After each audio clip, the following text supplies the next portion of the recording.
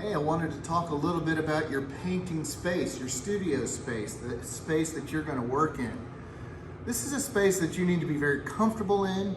It needs to be in a place where it won't get any traffic because you want to be able to paint and leave your work to dry in between layers if possible so that you can come back to it at will. Make sure it's well ventilated, paint with the window open if at all possible, and if not, make sure you have a fan. I keep a fan next to me while I paint because I'm a large man and it helps keep me cool when I get really agitated when I put my brush strokes on. Also, when I leave, I can turn my fan and it blows on the canvas and helps it to dry faster. So get yourself a little fan.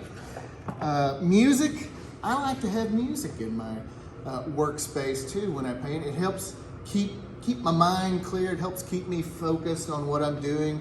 Me personally, if it's too quiet, my mind starts going to places and I start thinking about things and I get distracted from what I'm doing. The music just keeps things flowing.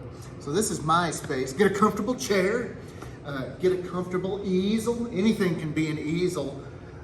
This, however, is a David Sorg easel that I bought back in 1990.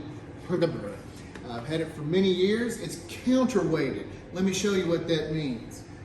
If I'm working at a particular level and I need to work up, now I can work at this level and I don't have to stand up. And being a lazy person, that suits me just great. You don't have to get counterweighted easels, but I certainly enjoy this one. It's got a lot of flexibility.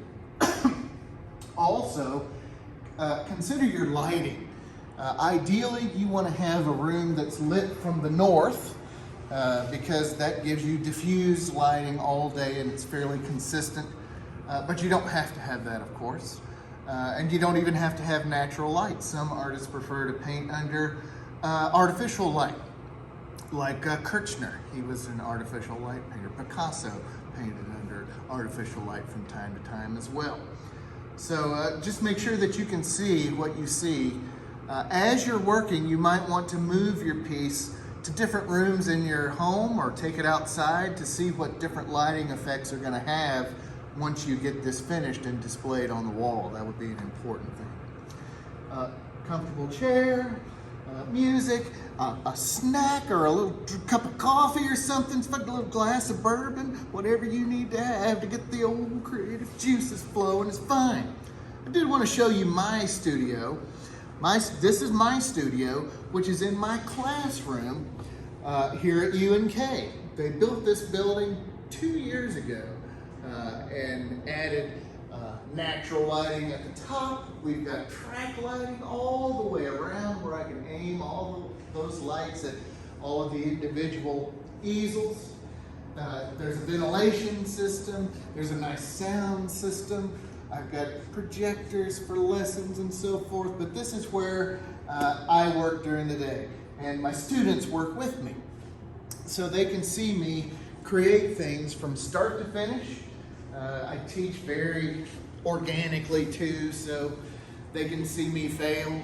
They can see me experiment and try something and it doesn't work, or I can correct it. One of the things I like to do is occasionally I will complete a painting and then I'll wipe the whole thing out on purpose just so that the students know it's okay to fail. It's okay to rework something. It's okay to take a different path, and it's okay to end up somewhere different than you intended when you started. And that's something I would encourage you to do. Don't be afraid to fail. Don't be afraid of this paint. Put it on the canvas. It's just paint. It's just a material. You're the boss. You control what happens to it. So I hope you've enjoyed this little tour of my space, and I hope you'll consider these things whenever you figure out where you want to set up shop.